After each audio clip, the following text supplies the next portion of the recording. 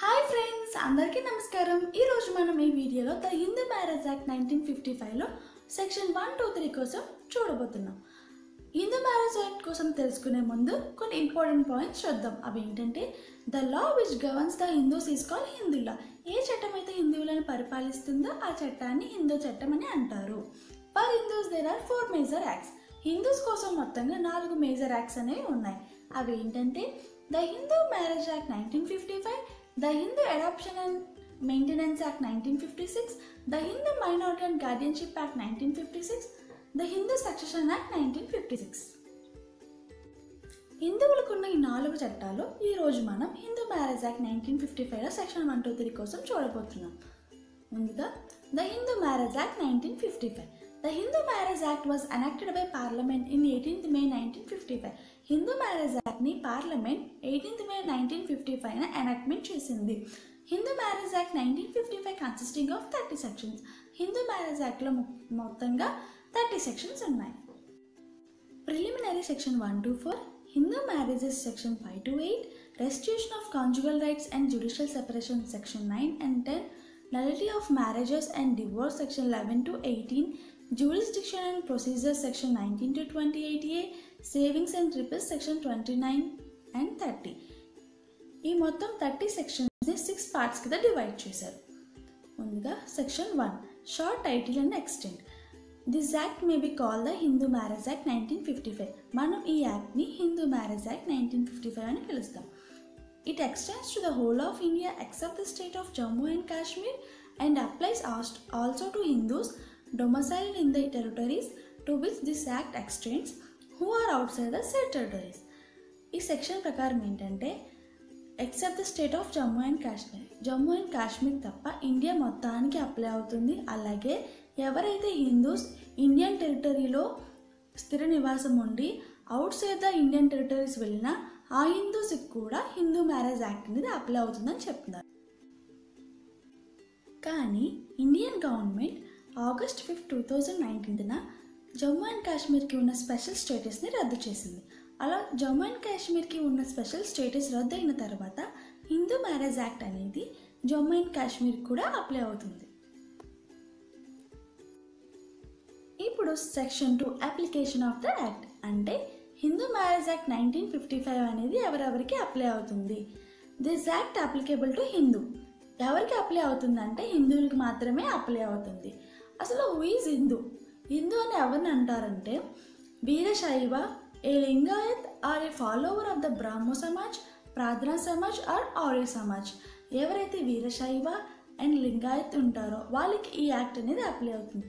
అలాగే Brahmo Samaj, Prarthana Samaj and Arya Samaj followers ఉంటారో వాళ్ళని హిందువుల కింద పరిగణిస్తూ ఈ హిందూ మ్యారేజ్ యాక్ట్ అనేది వాళ్ళకి అప్లై అవుతుంది.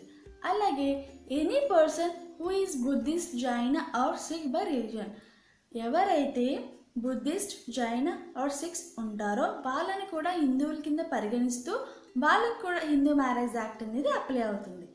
And any person who is not a Muslim, Christian, Parsi or Jew by religion, ఎవరైతే Muslim, Christian, Parsi and Jew కాదో వాళ్ళకి కూడా ఈ యాక్ట్ అనేది అప్లై అవుతుంది. And whether child legitimate or illegitimate, if both the parents are Hindus then that child is Hindu. అంటే ముందుగా legitimate child అంటే లాఫుల్గా పెళ్లి చేసుకున్న భార్యాభర్తలకు పుట్టిన పిల్లల్ని లెజిటిమేట్ చైల్డ్ అంటారు. అలాగే ఇలిజిటిమేట్ చైల్డ్ అంటే చట్టబద్ధంగా పెళ్లి చేసుకొని భార్యాభర్తలకి పుట్టిన సంతానాన్ని ఇలిజిటిమేట్ చైల్డ్ అంటారు. ఇప్పుడు whether child legitimate or illegitimate, if both the parents are Hindus then the child is Hindu. Child legitimate అయినా ఇల్లిజిటిమేట్ అయినా బోత్ ద పేరెంట్స్ అనేవాళ్ళు హిందూస్ అయితే ఆ చైల్డ్ కూడా హిందూ అవుతారు. And whether child legitimate or illegitimate, if one of his parent is Hindu and the child is brought up as Hindu then the child is said to be Hindu. అంటే child legitimate అయినా illegitimate అయినా if any one of the parent is Hindu, ఏదో father కానీ mother కానీ హిందూ అయి ఉండి ఆ child చిన్నప్పటి నుంచి హిందూ కింద పెరిగితే అప్పుడు ఆ చైల్డ్ హిందూ అవుతాడు. And Any person convert or reconvert to the Hindu religion is called Hindu. A person అయితే వేరే రిలీజియన్ నుంచి హిందూ రిలీజియన్ కన్వర్ట్ అవుతారో అండ్ హిందూ రిలీజియన్ నుంచి వేరే రిలీజియన్ కన్వర్ట్ అయ్యి అండ్ ఆ రిలీజియన్ నుంచి మరలా హిందూ రిలీజియన్ కన్వర్ట్ అవుతారో వాళ్ళకి హిందూ మ్యారేజ్ యాక్ట్ అనేది కూడా అప్లై అవుతుంది. And this act does not applicable to the members of any scheduled tribe within the meaning of clause 25 of article 366 of the constitution. కానీ హిందూ మ్యారేజ్ యాక్ట్ అనేది article 366లో clause 25లో చెప్పిన schedule ట్రైబ్స్కి మాత్రం హిందూ మ్యారేజ్ యాక్ట్ అనేది applicable అవ్వదు. కానీ దీనికి ఒక ఎక్సెప్షన్ ఉంది. ఏంటంటే if there is a notification in the official gazette from the central government then this law's applicable to schedule tribes. ఒకవేళ సెంట్రల్ గవర్నమెంట్ కానీ తన నోటిఫికేషన్లో స్పెషల్ అఫీషియల్ గెజెట్ ద్వారా ఈ యాక్ట్ అనేది అప్లికబుల్ అవ్వచ్చు అంటే అప్పుడు షెడ్యూల్ ట్రైబ్స్కి యాక్ట్ అనేది అప్లికబుల్ అవుతుంది. ఇప్పుడు section 3 definitions. Custom and usage. Any rule which is used by a certain group of people, tribe, community or family continuously and uniformly for a long period of time and provided that the rule should be certain. అంటే ఏదైనా ఒక ఆచారాన్ని group of people కానీ, tribe కానీ, community కానీ, family members కానీ ఎక్కువ కాలంగా కంటిన్యూస్గా ఒకే రకంగా ఆచరిస్తే ఆ ఆచారాన్ని కస్టమర్ యూసేజ్ అంటారు. అండ్ ఆ రూల్ అనేది క్లియర్గా ఉండాలి. అంటే the rule should be certain. దీనికి ఒక ఎక్సెప్షన్ కూడా ఉంది. ఏంటంటే the rule should not be unreasonable or opposite to public policy. అంటే ఆ రూల్ అనేది న్యాయంగా ఉండాలి అండ్ పబ్లిక్ పాలసీకి వ్యతిరేకంగా ఉండకూడదు. Next district court. District court means in any area for which there is a city civil court and in any other area the principal civil court of original jurisdiction and any other civil court which may be specified by the state government by notification in the official gazette as having jurisdiction in respect of the matters dealt with in this act. Next, full blood. Two persons are said to be related to each other by full blood when they are descended from a common ancestor by the same wife. అంటే ఒక వ్యక్తికి ఒకే భార్య ఉండి వాళ్ళకి కలిగిన సంతానం C1 and C2 అయితే అప్పుడు C1 అండ్ C2 మధ్య ఉన్న రిలేషన్ని ఫుల్ బ్లడ్ రిలేషన్ అంటారు. And next, half blood. Two persons are said to be related to each other by half blood when they are descended from a common ancestor but by different wives. అంటే ఒక భర్తకి ఇద్దరు భార్యలుండి వాళ్ళకు కలిగిన సంతానం C1 and C2 అయితే అప్పుడు C1 and C2 మధ్య ఉన్న రిలేషన్ని హాఫ్ బ్లడ్ రిలేషన్ అంటారు. Next, uterine blood.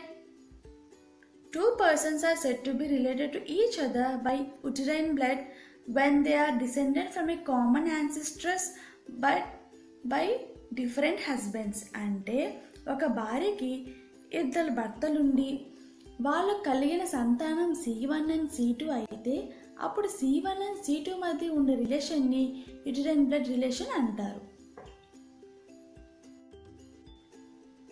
ఇప్పుడు సపిండా relationship with reference to any persons extends as far as the third generation in the line of ascent through the mother and the fifth generation in the line of ascent through the father, the line being traced upwards in each case from the person concerned who is to be counted as the first generation.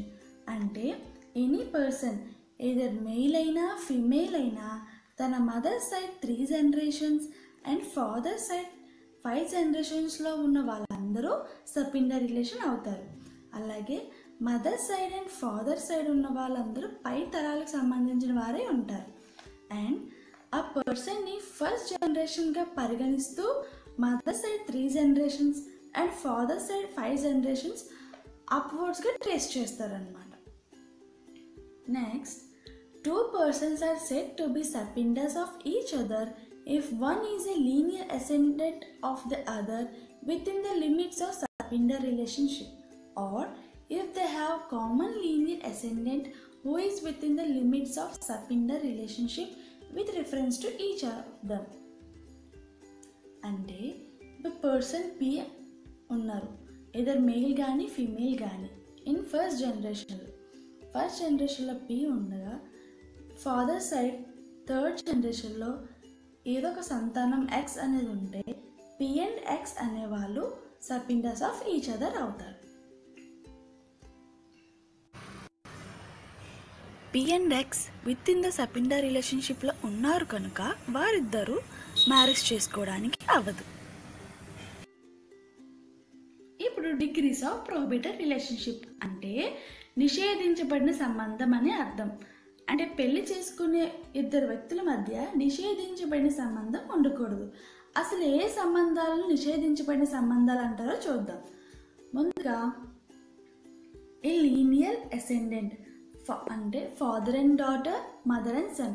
అంటే daughter వెళ్ళి ఫాదర్ని marriage చేసుకోకూడదు, అలాగే mother వెళ్ళి సన్ని కూడా marriage చేసుకోకూడదు. ఎందుకంటే marriage చేసుకోవడానికి వారిద్దరి మధ్య ప్రొహిబిటెడ్ డిగ్రీ రిలేషన్షిప్ ఉంది, అంటే నిషేధించబడిన సంబంధం. ఫాదర్ అండ్ డాటర్ మ్యారేజ్ చేసుకోవడం నిషేధించబడిన సంబంధం, అలాగే మదర్ అండ్ సన్ కూడా మ్యారేజ్ చేసుకోవడం నిషేధించబడిన సంబంధం. Wife her husband of a lineal ascendant or descendant. Example, father-in-law and widowed daughter-in-law, widowed mother-in-law and son-in-law. అంటే మావయ్య వెళ్ళి భర్త చనిపోయిన తన కోడలికి మ్యారేజ్ చేసుకోకూడదు, అలాగే భర్త చనిపోయిన అత్తయ్య వెళ్ళి తన అల్లుడికి మ్యారేజ్ చేసుకోకూడదు. ఎందుకంటే వారిద్దరి మధ్య ఉన్నది ప్రొహిబిటెడ్ డిగ్రీ రిలేషన్షిప్. ఒకవేళ ఆ రిలేషన్షిప్లో ఉన్నవారు మ్యారేజ్ చేసుకుంటే ఆ మ్యారేజ్ అనేది వ్యాలిడ్ మ్యారేజ్ అవ్వదు. Next, a man cannot marry the widow. ఒక వ్యక్తి ఒక విడోని మ్యారేజ్ చేసుకోకూడదు. ఏ విడోని మ్యారేజ్ చేసుకోకూడదు అంటే who was the wife of his brother, తన అన్నయ్య లేదా తమ్ముడి భార్యని మ్యారేజ్ చేసుకోకూడదు. అలాగే who was the wife of his maternal or paternal uncle, mother side కానీ ఫాదర్ సైడ్ కానీ ఉన్న అంకుల్ యొక్క భార్యని మ్యారేజ్ చేసుకోకూడదు. అలాగే who was the wife of his grandfather's brother, తాతయ్య వాళ్ళ తమ్ముడు భార్యను కూడా మ్యారేజ్ చేసుకోకూడదు. అలాగే who was the wife of his grandmother's brother, అమ్మమ్మ లేదా నానమ్మ తమ్ముడి భార్యను మ్యారేజ్ చేసుకోకూడదు. అవి ప్రొహిబిటెడ్ డిగ్రీ రిలేషన్షిప్స్ అన్నమాట. Next, brother and sister, uncle and niece, aunt and nephew, children of brother and sister or of 2 brothers and 2 sisters. అంటే అన్నయ్య చెల్లి కానీ అక్క తమ్ముడు కానీ మ్యారేజ్ చేసుకోకూడదు. అలాగే అంకుల్ అండ్ నీస్, మావయ్య అండ్ మేనకోళ్ళు మ్యారేజ్ చేసుకోకూడదు. అలాగే అత్తయ్య అండ్ మేనల్లుడు కూడా మ్యారేజ్ చేసుకోకూడదు.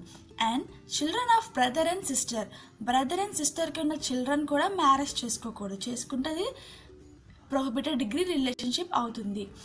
అండ్ 2 brothers and 2 sisters, 2 brothersకి ఉన్న పిల్లలకి మ్యారేజ్ చేయకూడదు. అలాగే 2 sisters వారి పిల్లలు ఇద్దరికి మ్యారేజ్ చేయకూడదు. చేస్తే అది ప్రొహిబిటెడ్ డిగ్రీ రిలేషన్షిప్. కానీ ఈ ప్రొహిబిటెడ్ డిగ్రీ రిలేషన్షిప్ ఉన్న దీనికి ఒక ఎక్సెప్షన్ ఉంది. ఏంటంటే కస్టమ్ సేవ్డ్.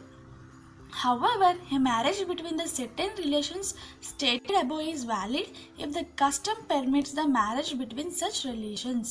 పై ఇచ్చిన ప్రొహిబిటెడ్ డిగ్రీ రిలేషన్షిప్స్ అనేవి ఉన్నా ఒకవేళ ఆ ప్రదేశంలో ఆ ఆచారం కానీ ఉంటే అప్పుడు ఆ ప్రొహిబిటెడ్ డిగ్రీ రిలేషన్షిప్లో ఉన్నవారు మ్యారేజ్ చేసుకున్నా ఆ మ్యారేజ్ అనేది వ్యాలిడ్ మ్యారేజ్ అవుతుంది. Example, in South India, marriages between the children of brother and sister and between a male and his sister's daughter are common and are valid by custom. చూడండి, మనం పైన marriage between children of brother and sister అనేది prohibited degree relationships అని చెప్పుకున్నాం. కానీ south ఇండియాలో brother and సిస్టర్కి ఉన్న పిల్లలకి మ్యారేజ్ చేస్తారు. వాళ్ళ మ్యారేజ్ అనేది వ్యాలిడ్ మ్యారేజ్ అవుతుంది. ఎందుకంటే ఆ ప్రదేశంలో ఆ రిలేషన్షిప్ అనేది ఆచారం కాబట్టి, ప్రొహిబిటెడ్ డిగ్రీ రిలేషన్షిప్ కాదు కాబట్టి వాళ్ళు మ్యారేజ్ చేసుకున్న ఆ మ్యారేజ్ అనేది వ్యాలిడ్ మ్యారేజ్ అవుతుంది.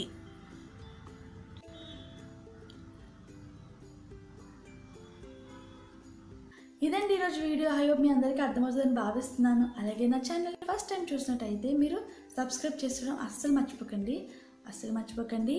అలాగే పక్కన ఉన్న బెల్ ఐకాన్ కూడా క్లిక్ చేయడం అస్సలు మర్చిపోకండి. అండ్ ఆన్లో పెట్టుకోండి. అప్పుడు నేను ఏ వీడియో పెట్టినా మీకు వెంటనే నోటిఫికేషన్ వస్తుంది. సో లైక్ చేయండి, కమెంట్ చేయండి అండ్ షేర్ కూడా చేయండి.